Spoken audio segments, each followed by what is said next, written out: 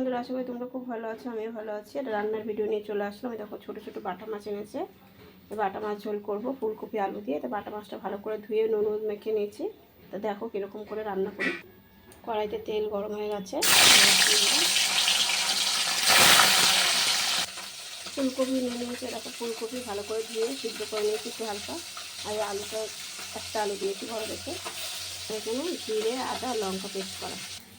মাছ ভাজা হয়ে গেছে, এবার ফুলকপিটা ভেজে নেব। আলু আর ফুলকপিটা ভাজা হয়ে গেছে, জিরা সম্বাদ দিয়ে দিয়েছি, যে মশলাটা দিয়ে দিলাম।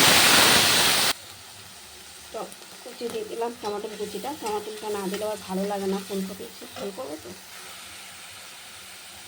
হলুদ দিয়ে দিলাম,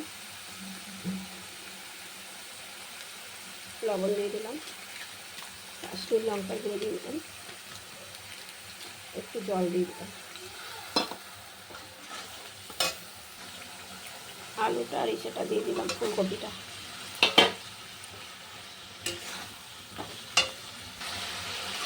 ফুলকপি দিয়ে আলু দিয়ে কষানো হয়ে গেছে মশলাটা। এরকম তেল বেরিয়ে গেছে, এবার জল দিয়ে দেবো।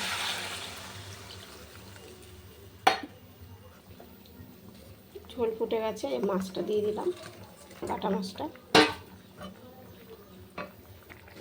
রান্নাটা হয়ে এসছে, দেখো ধনে পাতা একটু দিয়ে দিলাম।